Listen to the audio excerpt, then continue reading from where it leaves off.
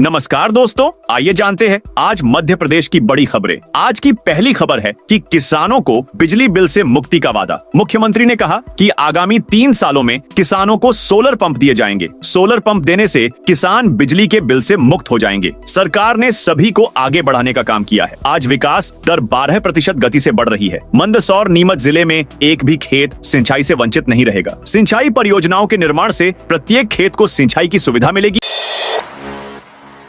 Police थाने और चौकियों की होगी सेंट्रल मॉनिटरिंग। एमपी में नर्मदापुरम जिले के सभी पुलिस थाना और चौकियों की अब सेंट्रल मॉनिटरिंग होगी। इन थानों और चौकियों में अत्याधुनिक सुविधाओं से लैस सीसीटीवी लगाए जाएंगे, जिन्हें पुलिस कंट्रोल रूम के सर्वर से जोड़ा जाएगा। इन कैमरों में वीडियो के साथ ही ऑडियो भी रिकॉर्ड किए जा सकेंगे। इसके अलावा इसमें माइक से निर्देश भी दिए जा सकेंगे। अभी पुलिस थाना और चौकियों में जो सीसीटीवी कैमरे लगे हैं, ये कैमरे थाना और चौकी प्रभारियों से कनेक्ट रहेंगे। गृह विभाग के निर्देश के बाद सभी थानों में अत्याधुनिक सुविधा से लैस सीसीटीवी लगाने की प्रक्रिया शुरू हो गई है। गुना एसपी को हटाने पर भड़के दिग्विजय। मध्य प्रदेश के गुना में हनुमान जयंती के दिन चल समारोह ले जाते समय मस्जिद के बाहर हुए विवाद के बीच अचानक से शहर के एएसपी को हटाने के फैसले पर पूर्व मुख्यमंत्री, कांग्रेस नेता और राज्यसभा सांसद दिग्विजय सिंह ने प्रदेश सरकार को आड़े हाथों लिया है। उन्होंने आरोप लगाते हुए कहा कि भाजपा पार्षद के खिलाफ कार्रवाई करने के कारण गुना एसपी को हटाया गया है। दिग्विजय सिंह अपने सोशल मीडिया हैंडल एक्स पर पोस्ट करते हुए आरोप लगाया कि बीजेपी पार्षद पहले भी शहर की फिजा बिगाड़ने का प्रयास कर चुके हैं, लेकिन हमेशा बीजेपी नेता उसे बचा लेते हैं। इसी के साथ दिग्विजय सिंह ने सवाल उठाया कि पार्षद की शिकायत पर कुछ मुस्लिम युवकों को गिरफ्तार कर लिया गया। क्या ये सब न्यायपूर्ण है? मैं आज तक ये नहीं समझ पाया। इन नफरत फैलाने वालों को मस्जिद के सामने ही नाचने का मन क्यों करता है? एमपी के 6 शहरों में जल्द दौड़ेंगी ई बसें। मध्य प्रदेश के 6 शहरों में इसी साल सितंबर और अक्टूबर से इलेक्ट्रिक बसें चलने लगेंगी। ये केंद्र सरकार की योजना है, जिसमें देश के 88 शहरों में 6,500 से ज्यादा ई बसें चलाई जानी है। इनमें से 582 बसें मप्र के खाते में आई हैं। इंदौर, भोपाल, जबलपुर, ग्वालियर, उज्जैन और सागर के लिए आवंटित की गई बसों में से 472 बसें मिडी ई बस 26 सीटर और 110 मिनी ई बस 21 सीटर रहेंगी। ई बसों का किराया मौजूदा चल रही सिटी बसों के किराए से काफी कम होगा। ई बसों को चलाने और उनके रखरखाव का जिम्मा green cell mobility private limited company को सौंपा गया है।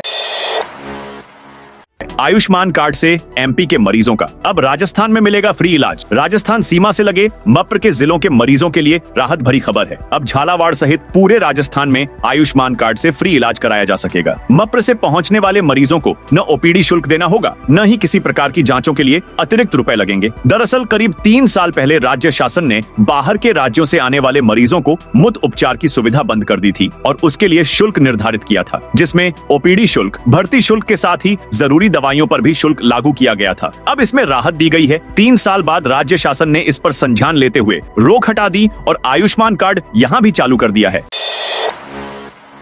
एमपी को मिलेगी 2 नए आईटी पार्क्स की सौगात। इंदौर की पहचान अब सिर्फ साफ सफाई और व्यापार तक सीमित नहीं रही। अब शहर आईटी सेक्टर में भी नई ऊंचाइयों की ओर बढ़ रहा है। सरकार 2 नए आईटी पार्कों की सौगात देने जा रही है, जिनकी आधारशिला 27 अप्रैल को आईटी कॉन्क्लेव में रखी जाएगी। इससे न केवल स्टार्टअप्स को सहूलियत मिलेगी, बल्कि हजारों युवाओं को रोजगार भी मिलेगा। इंदौर में आईटी सेक्टर का इकोसिस्टम तेजी से तैयार हो चुका है। फिलहाल शहर में 100 से ज्यादा छोटी बड़ी आईटी कंपनियां सक्रिय हैं और हर दिन इस संख्या में इजाफा हो रहा है। अब सरकार 2 नए आईटी पार्क बना रही है, जहां खासकर छोटी कंपनियों और स्टार्टअप्स को प्लग एंड प्ले मॉडल के तहत सस्ती दरों पर स्पेस मिलेगा।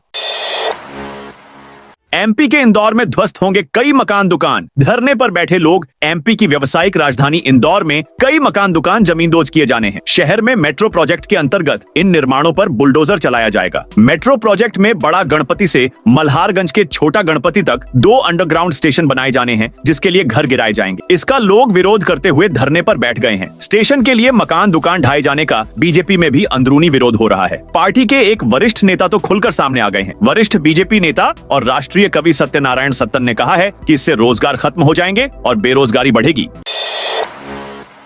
एमपी के किसानों पर लगेगा जुर्माना। खेतों में नरवाई जलाने के मामले में एमपी में रायसेन कलेक्टर अरुण कुमार विश्वकर्मा राजस्व विभाग को निर्देश दिए हैं कि गिरदावर व पटवारी उन खेतों की सूची बनाएं जहां नरवाई में आग लगाई जा रही है। आदेश में कहा कि यदि कोई 2 एकड़ से कम वाला किसान नरवाई में आग लगाता है तो उस पर 2,500 रुपए जुर्माना लगाया जाए। वहीं 2 से 5 तक 5,000 व 5 से ऊपर 15,000 रुपए का जुर्माना किसानों पर लगाया जाए। उन्होंने ग्रामवार नरवाई के मामले में निगरानी रखने व कार्यवाही के आदेश दिए हैं। उन्होंने कहा कि प्रत्येक ग्राम स्तर पर एक संयुक्त दल का गठन किया जाए और वन विभाग, राजस्व, कृषि विभाग व पंचायत द्वारा नरवाई न जलाने को प्रचार प्रसार करें। महाकुंभ में भगवा रंग में रंगेंगी महाकाल की नगरी भगवान। महाकाल की नगरी उज्जैनी सिंहस्थ में सनातन धर्म ध्वजाओं से लहरा उठेगी। इसी भाव को लिए उज्जैन में सिंहस्थ महापर्व 2028 के लिए 50,000 बांस उगाए गए हैं। उद्देश्य यही है शिप्रा के जल से सिंचित 30 फीट ऊंचे बांसों पर महाकुंभ में आने वाले साधु संत और अखाड़े सनातन की धर्म ध्वजाएं लहराए। सिंहस्थ में आने वाले सभी अखाड़े व साधुओं को उज्जैन में धर्म ध्वजा लहराने के लिए 30 फीट ऊंचे बांस उज्जैन वन मंडल निःशुल्क उपलब्ध कराएगा। वन विभाग ने भैरवगढ़ मार्ग पर शिप्रा नदी के किनारे 10.72 हेक्टेयर में बांस का जंगल उगाया है। बिना अनुमति हेला टक्कर कराने पर एफआईआर। बुरहानपुर में प्रशासन की अनुमति के बिना हेला टक्कर कराने पर पुलिस ने कार्रवाई की है। रईपुरा गांव में रविवार को आयोजित मेले में 7 लोगों के खिलाफ एफआईआर दर्ज की गई है। निम्बोला थाना पुलिस ने बताया कि पुलिस को सूचना मिली कि रईपुरा में हेला टक्कर कराई जा रही है। तत्काल पुलिस टीम मौके पर पहुंची। पुलिस ने देखा कि कुछ लोग हेलों को आपस में लड़वा रहे थे। पुलिस ने समझाने का प्रयास किया लेकिन लोगों ने नहीं माना। पुलिस ने पूरे आयोजन की वीडियो रिकॉर्डिंग करवाई। कांग्रेस प्रदेश प्रभारी पीसीसी चीफ सेंट्रल जेल पहुंचे। सेंट्रल जेल में बंद कांग्रेस पार्षद और नेता प्रतिपक्ष चिंटू चौकसे से प्रदेश कांग्रेस प्रभारी हरीश चौधरी और पीसीसी चीफ ने मुलाकात की। उन्होंने चौकसे से कहा कि आपके साथ पूरा कांग्रेस परिवार है। हम न्याय की लड़ाई कानून के साथ साथ सड़क पर भी लड़ेंगे। बता दें कि रविवार रात कांग्रेस नेता दिग्विजय सिंह भी हॉस्पिटल में चिंटू चौकसे के भतीजे से मिलने पहुंचे थे। टैंकर विवाद में चौकसे के भतीजे को गंभीर चोटें आई हैं। सेंट्रल जेल में मुलाकात के बाद हरीश चौधरी ने मीडिया से कहा, चिंटू चौकसे के खिलाफ राजनीतिक द्वेष भावना के चलते मुकदमे दर्ज किए गए हैं। ऐसा ही माहौल पूरे मध्य प्रदेश में है। उज्जैन में 23 से 27 अप्रैल तक बंद रहेंगे रास्ते। एमपी के उज्जैन शहर में यातायात पुलिस ने 23 से 27 अप्रैल तक आयोजित होने वाली पंचक्रोशी यात्रा को लेकर ट्रैफिक प्लान जारी किया है। इसमें 21 अप्रैल को भारी वाहन एवं अन्य वाहन आगरनाका से मंडीगेट पांड्याखेड़ी होकर देवास और इंदौर की ओर जाना चाहते हैं वो आगरनाका से उन्हेलनाका साड़ू, माता की बावड़ी से वाई पास होकर आस्था गार्डन तपोभूमि होकर जा सकेंगे। इस मार्ग से इंदौर, देवास से आगर की ओर जा सकेंगे। जो वाहन देवास से नरवर, नागजरी होकर उज्जैन की ओर जाना चाहते हैं वो वाई पास से तपोभूमि, प्रशांति धाम चौराहा होकर उज्जैन के लिए जा सकेंगे। एमपी लागू हुई नई व्यवस्था। मध्य प्रदेश में योजनाओं में होने वाले फर्जीवाड़े को रोकने के लिए सरकार ने नई व्यवस्था लागू कर दी है। अब प्रतिभावान विद्यार्थियों को लैपटॉप, साइकिल वितरण समेत अन्य योजनाओं में मिलने वाले आर्थिक लाभ के लिए आधार कार्ड अनिवार्य कर दिया है। योजना का लाभ लेने के लिए अब आधार पंजीयन बताना होगा। फर्जीवाड़े को रोकने के लिए सरकार ने जो नई व्यवस्था लागू की है उसका फायदा प्रदेश के लाखों लोगों को मिलेगा। आधार नंबर दर्ज होने पर एक क्लिक से पता चल जाएगा कि गलत तरीके से कोई योजनाओं का लाभ ले रहा है या नहीं। सरकार का दावा है कि इससे सब्सिडी का लाभ और अन्य सेवाएं देने में सहूलियत होगी।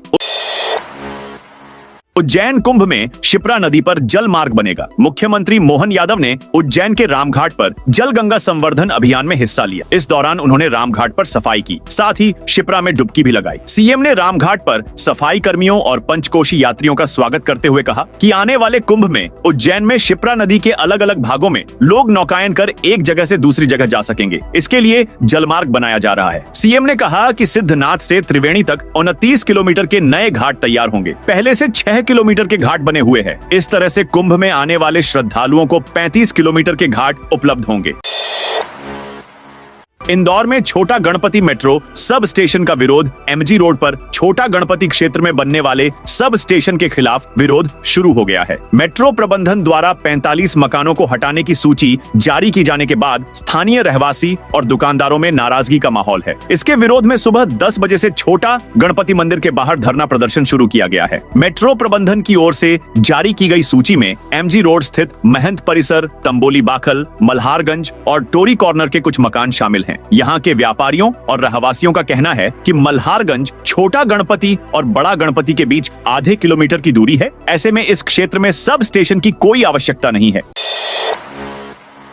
एमपी के 87 स्कूलों पर लगेगा ताला। आवश्यक दस्तावेजों की कमी, भवन मैदान का अभाव, शिक्षकों की कमी और योग्यता की कमी, छात्रों की जानकारी, ऑनलाइन अपडेट नहीं, फायर सेफ्टी जैसे मान्यता के मुख्य मापदंड पर जिले के कई निजी स्कूल खरे नहीं उतरे हैं। इसके चलते बीआरसी के बाद डीपीसी स्तर पर भी 87 स्कूलों की मान्यता को रद्द कर दिया गया है। अब ये स्कूल कलेक्टर को मान्यता के लिए आवेदन देंगे। धार जिले में 671 स्कूलों ने मान्यता के लिए आवेदन दिए थे, जिसका बीआरसी ने 31 मार्च तक निरीक्षण किया था। जिन स्कूलों में कमियां मिली थी, उनकी मान्यता रद्द करने को लेकर बीआरसी ने अनुशंसा की थी। इसके बाद डीपीसी स्तर पर मान्यता के मापदंडों को परखा गया, लेकिन उसमें स्कूलों में कमियां मिली, जिस पर डीपीसी स्तर पर भी स्कूलों की मान्यता रद्द हो गई है।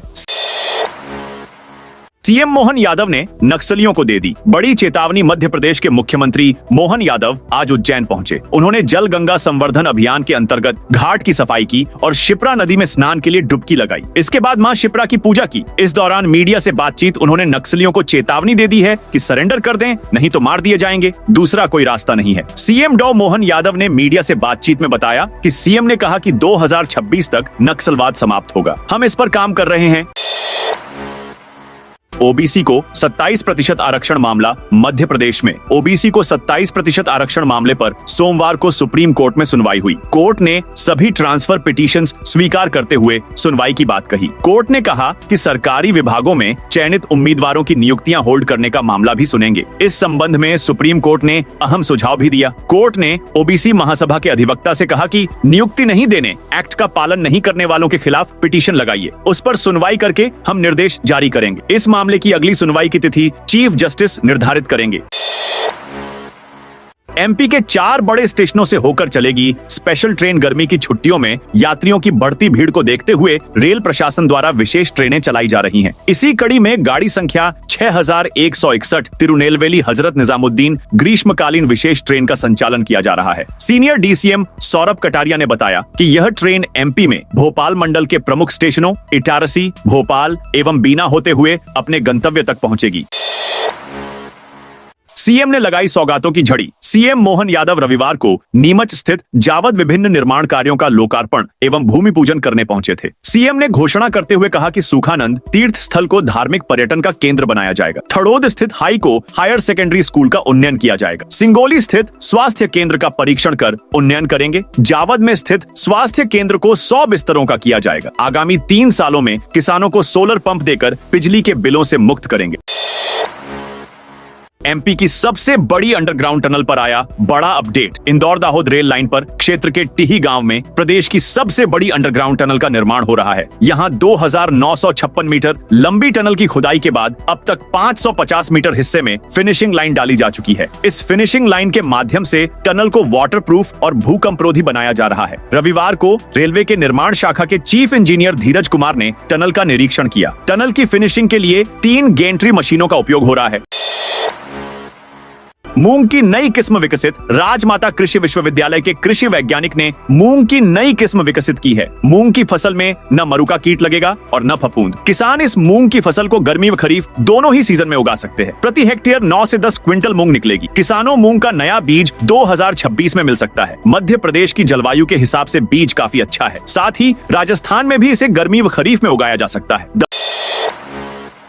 दमोह की घटना के बाद फर्जी डॉक्टरों पर कार्रवाई। जबलपुर में फर्जी चिकित्सकों के खिलाफ सख्त कार्रवाई की जा रही है। कलेक्टर दीपक सक्सेना ने जांच दलों को फर्जी डिग्री धारक डॉक्टरों की जांच जारी रखने के निर्देश दिए हैं। कलेक्टर ने कहा कि जांच पारदर्शी तरीके से होनी चाहिए। डॉक्टरों की डिग्री और क्लिनिक या हॉस्पिटल के पंजीयन समेत सभी दस्तावेजों की बारीकी से जांच की जाएगी। यह कदम दमोह जैसी घटना की पुनरावृत्ति रोकने के लिए उठाया गया है। हरदा में नरवाई जलाने पर किसान के खिलाफ केस दर्ज। हरदा में फसल की नरवाई जलाने की बढ़ती घटनाओं पर प्रशासन सख्त है। नीमडाना गांव के किसान विशुपिता हीरालाल कोरकू के खिलाफ गेहूं की नरवाई जलाने का मामला सिराली थाने में दर्ज किया गया है। शिकायत पटालदा गांव के पटवारी मणिराम पटनारे ने की है। कलेक्टर सिद्धार्थ जैन ने इस मामले में पहले ही 16 मार्च को भारतीय नागरिक सुरक्षा संहिता 2023 की धारा 163 के तहत प्रतिबंधात्मक आदेश जारी कर रखे हैं। पुलिस ने इस मामले में भारतीय न्याय संहिता की धारा के तहत प्रकरण दर्ज किया है।